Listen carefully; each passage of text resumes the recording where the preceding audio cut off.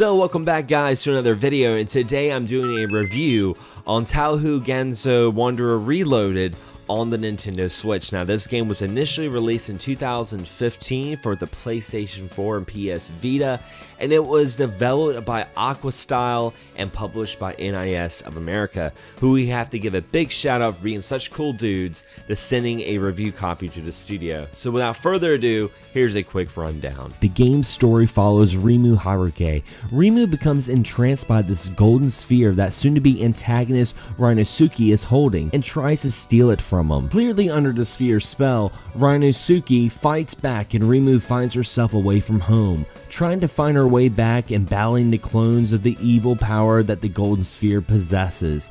The story isn't that outlandish of a concept, but the banter with the writing and the characters' development features a lot of comedy, and the one-line zingers are pretty enjoyable. The graphics to this game features a top-down anime style. The sprites are well drawn and the animation's pretty good, but I will have to say the abundance of cute anime characters, oftentimes I would get confused on who is the ally and who is the enemy. The cutscenes feature a static image with very little animation, which with as much dialogue as this game has, may be kinda hard to keep the gamer's attention.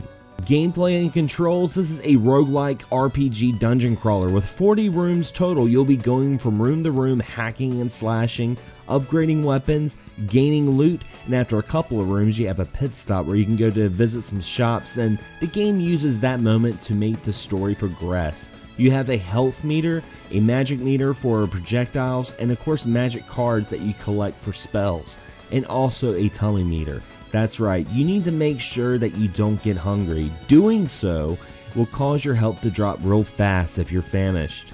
The difficulty spikes up pretty quick, and like every roguelike, it has permadeath. Once you die, you're back at the beginning. You'll keep the items that you collected, and your weapons will have the same experience, but your character's level and all your allies will be back to level 1. You want to treat this game with strategy, and not just a hack and slash. Running and wanting to kill everything in sight, that outcome will make you die very quickly.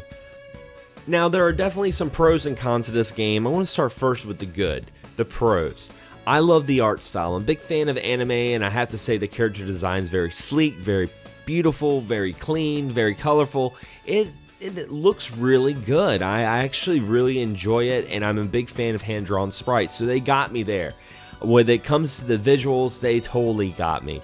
Also, before I started playing this game, I asked some other gamers, I was like, hey, have you played this game? Because, you know, it was out 3 years prior, before it was on the Switch, and one of the things they told me was, man, the game's a lot of fun, but man, it is so hard, and they would gripe about how difficult this game was, and I do have to say, there's a huge spike in difficulty, but I actually found it kind of addicting. See, as an old school gamer, I enjoy a game that doesn't hold my hand. I enjoy the adrenaline rush of going through the dungeon and knowing that I can make one wrong move and be dead and have to go all the way back through it again. It made me go back to the days of playing games like Ninja Gaiden, and you know, not comparing the game to Ninja Gaiden per se, but mindset wise, I definitely had that momentum and had that drive, and with that I really enjoyed. Now the only gripe I would have about this game is the cutscenes. See, there would be times that they would inappropriately throw a cutscene that I felt like would lose the momentum that I was just talking about prior. I would be going through a couple of dungeons, you know, slaying a couple of enemies, I'm on the brink of death, and there's a shop, and it's just like this mirage of tranquility, and I'm like, oh gosh, I can't wait to go in, and I'll be greeted by what seems to be a 10-minute cutscene of static images of anime girls making banter, and that was something that totally killed the momentum.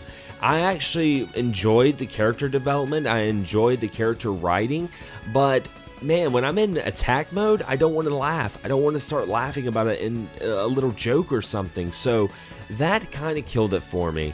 But with that being said, I will give the game an 8.5 out of 10. I do recommend it, and if you're someone who has never played a game prior to the series like myself, it's still a really good game just to dive into. I didn't feel lost by any stretch of means of not knowing what was going on. I think this may even be the very first game of the series. I'm not exactly too sure about it, but I still enjoyed my time with it.